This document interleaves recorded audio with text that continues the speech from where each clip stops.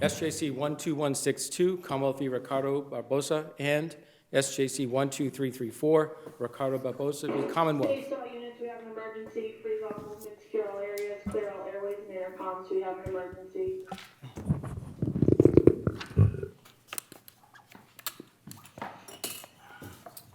Mr. Barbosa, good morning, and you've got 10 minutes, sir.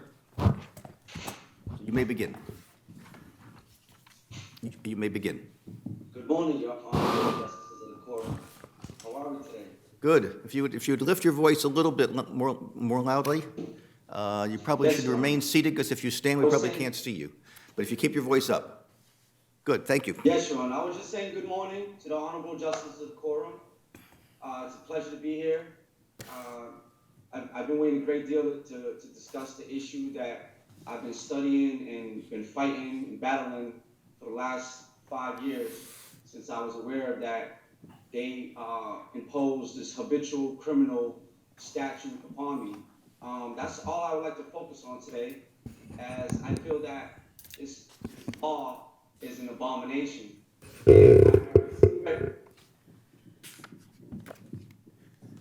I recently read the recent ruling under the Ruiz about how Massachusetts has passed the 2012 legislative law under the habitual offender, and the Ruiz ruling suggested that the legislators go back and revisit this whole law. I feel that it's draconian. I feel that it's capricious. It's barbaric. It causes arbitrary enforcement. It's vague and ambiguous. I feel that I am not applicable to the statute. I feel that the statute is unconstitutional because it violates, the due process standards, and I feel that this law is only going to make things worse for our state. And I believe that Honorable Justice of the Supreme Court, let him rest in peace, Anthony Scalia was correct when he said that under the U.S. versus Johnson case, when he talked about 3 strikes, despite that the residual clause was vague and ambiguous. I feel that our law now, when they passed the 2012 statute, the legislators created a B subsection, which deprived all habitual criminals of parole. But they left subsection A alone. They did not change any wording on there except federal or not less. And I feel that I'm not susceptible to being a habitual criminal because of the elements of the statute. It's not descriptive, and everyone is confused. Like all the defendants that I bump into, prisoners, the judges, even when the judge sentenced me, they put me under clause B. So they made me a mandatory sentence under clause B, and then last year, after numerous motions to correct the minimus, they changed me back to clause A. Now I am eligible for parole at 2/3. When Governor Patrick signed this law into place, he removed the safety valve, the discretion that all judges are supposed to have. These are the fundamental, rights and privileges and discretion that every single judge have. And when I was arrested in 2013, I was arrested under the lifetime community parole, which this court held unconstitutional under Commonwealth versus Cole. And then they put this case on me because they knew that the law was going to be held vacated. And when they put this case on me, they offered me time. They offered me a measly 4 years, which I would have terminated last year. But I went all the way. I went all the way to trial because I'm here for something I didn't do. I'm falsely accused, but that's all neither or there. Now, my attorney is saying that when I try to represent myself at the habitual trial, the judge didn't allow me to represent myself, and that violated the Feretta versus California. I was forced to represent myself. My lawyer had no idea what he was doing. So my appellate attorney, Mr. Driscoll, is saying that he's going to go back and explain to the judge in the motion for Rule 30 that I was entitled to represent myself. But that's neither here nor there. I only got 2 state convictions of 3 in a day.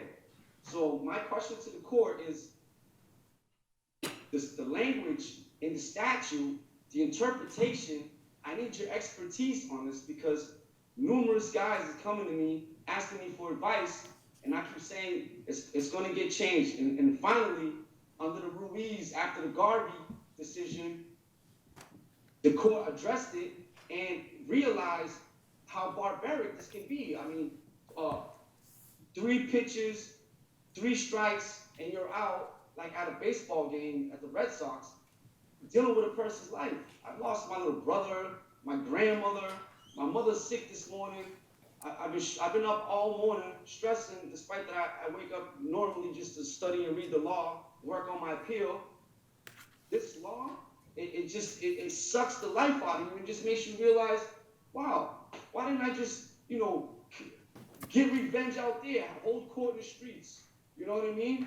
And that's the position they put guys like me. They already took 20 years out of my life. Now they imposed this sentencing enhancement and took another 20 years.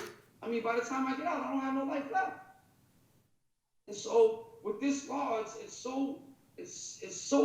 such an abomination that they just try to cover it up. It's like they got a monopoly.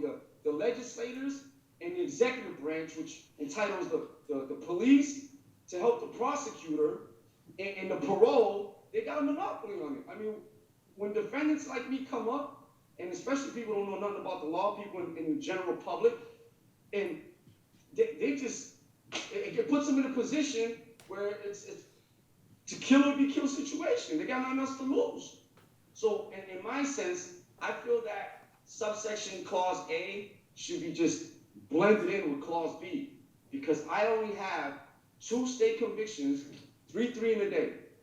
Now, is 3 in a day not less, or is it more than 3 in a day? Wasn't the statute promulgated by the legislators to punish repeat offenders, to protect people in the public from similar repeat crimes of doing more time, like 3 to 5, or 5 to 10, or 10 to 15? Okay, 2 strikes, you did 5 to 7, you did a 10 to 15. Now you commit a 3rd time, okay, life without parole. My crime, 3 in a day, statutory rape. Assault on a correction officer, crime while incarcerated, 3 in a day. And granted, Judge Fishman, and I just hired a lawyer to go vacate my 2nd strike. Judge Fishman had no idea about this law in 2010. Neither did my attorney. Had they explained to me, I would have most likely went to trial on assault on a guard. Most definitely, I would have went to trial. Because I wouldn't have been put myself susceptible to a sentencing enhancement and get life without parole later on. No way. And granted, I tried everything I could do when I got home. I did positive things, but I had no idea about habitual criminal laws or sentencing enhancements. I knew about the 2nd subsequence, that I was aware of, but this is like a 3rd subsequent. The habitual criminal law is a 3rd subsequent because it just wipes out what the statute already has, doesn't even consider how much time you did, and just it gives the power to the prosecutors to enhance you and then sentence you. And I argued this numerous times. I already got some of my transcripts with judges, and they just saying, well, there's nothing we can do until something gets done with the law. So I really thank you for your time, and I want you to consider people like me who's always been respectful in courtrooms my entire life. And I get out in the community, and I've never gotten out without probation or parole or some type of thing, some type of ball and chain hanging over my head.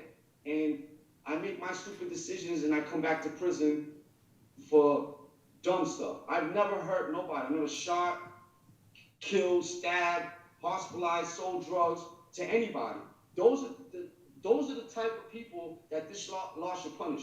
Not like me, not foolish people like me that make these stupid mistakes and they get caught up with 3 in a day.